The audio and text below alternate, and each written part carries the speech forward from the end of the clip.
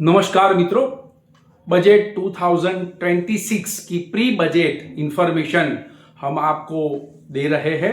तो ये बजट कैसा आएगा? तो बजट में आज हम देखेंगे कि भी डिफेंस सेक्टर यानी कि रक्षा बजट पर क्या जोर दिया जाएगा। तो मित्रों, वित्त मंत्री निर्मला सीतारमण 1 फरवरी संडे को बजट पेश करेगी। तो ये बजट डिफेंस सेक्टर के लिए कैसा रहेगा? खासकर देखा जाए तो ऑपरेशन सिंदूर के बाद ये रक्षा बजट कैसा होगा। दूसरा सवाल ये रहेगा कि क्या रक्षा बजट के एलोकेशन में बढ़ोतरी होगी। आत्मनिर्भर डिफेंस सेक्टर बनाने के लिए क्या नया प्रावधान होगा।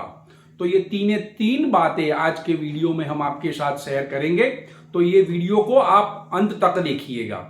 मित्रों, इन्वेस्टिंग ए टू जेड में आपका स्वागत है। मैं भरत पंचाल। देखिए, आपको याद होगा कि भारतीय सेना ने 7 मई को पाकिस्तान के आतंकियों के 9 ठिकानों पर एयर स्ट्राइक कर दी थी और आतंकियों के ठिकानों को तबाह कर दिया था। सेना की इस कार्यवाही ने 100 से ज्यादा आतंकवादी मारे गए थे और बड़ी संख्या में आतंकी घायल भी हुए थे। तो भारत सरकार ने साफ कर दिया था कि आतंकवाद के खिलाफ उनका ऑपरेशन सिंदूर जारी रहेगा और जरूर पड़ी तो उसमें बहुत बड़ी कार्यवाही भी हम करेंगे।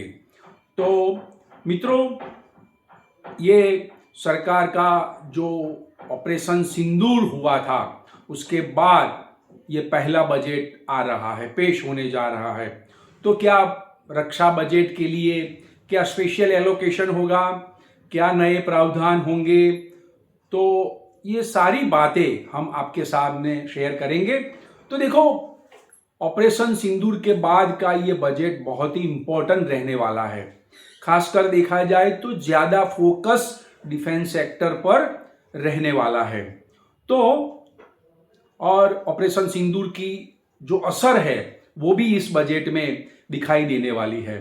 तो सबसे पहले डिफेंस सेक्टर में खर्च में बढ़ोतरी होने की उम्मीद बहुत ही ज्यादा लग रही है, क्योंकि 2026 के बजट में डिफेंस सेक्टर पर ज्यादा फोकस रहेगा और डिफेंस सेक्टर में एफडीआई निवेश जो है उसमें कुछ शर्तों में ढील भी दी जा सकती है, या एफडीआई जो है foreign direct investment defence sector में 49% से बढ़ाकर 74% करने की भी उम्मीद है। अगर ये एफडीआई की लिमिट नहीं बढ़ती है तो विदेशी निवेश की जो अन्य शर्तों है उसमें भी ढील दी जा सकती है।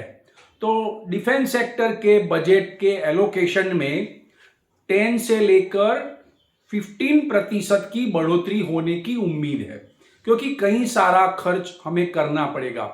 डिफेंस सेक्टर को आत्मनिर्भर बनाना है, तो ये बजट बहुत ही इंपॉर्टेंट रहने वाला है। तो ये बजट में रक्षा बजट के लिए 10 to 15% का एलोकेशन बढ़ सकता है। तो मित्रों, ये बढ़ते बजट के एलोकेशन का इस्तेमाल कहाँ होगा?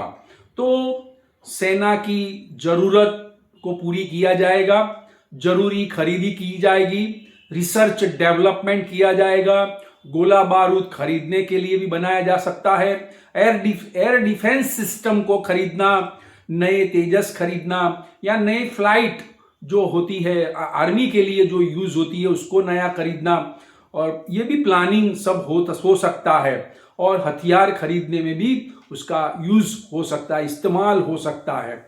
तो मित्रों, ये ऑपरेशन सिंदूर के बाद ये बजट जो है 1 फरवरी का बहुत ही डिफेंस सेक्टर के लिए बहुत ही इंपॉर्टेंट रहने वाला है, क्योंकि ऑपरेशन सिंदूर के बाद स्टॉक मार्केट में आपने देखा होगा कि डिफेंस सेक्टर के स्टॉक्स में बहुत ही बढ़िया उछाल देखा गया है। डिफेंस सेक्टर के स्टॉक्स में नया बाइंग देखा गया और कई सारे स्टॉक्स में 20% से लेके 50% की तेजी देखने को मिली है। तो डिफेंस सेक्टर में Bharat electronics, HAL HAL, Bharat dynamics, data pattern, Zen technology, आस्का microwave, Paras defence, Unitech Unimac aerospace और अवांटल जैसे कई कंपनियां भारत में मौजूद है जो डिफेंस सेक्टर में अपना योगदान देती है। तो आत्मनिर्भर भारत के लिए डिफेंस सेक्टर में एलोकेशन बढ़ने वाला है। अब देखते हैं 1 फरवरी को नाना प्रधान निर्मला सीतारामन का बजट कैसा आता है, उनकी पिटारे से क्या निकलता है। तो मित्रों, आज के वीडियो की इंफॉर्मेशन आपको पसंद आई है तो ये वीडियो को आप लाइक्स कीजिएगा, शेयर कीजिएगा, कमेंट्स कीजिएगा और सब्सक्राइब कीजिएगा। Thank you very much friends.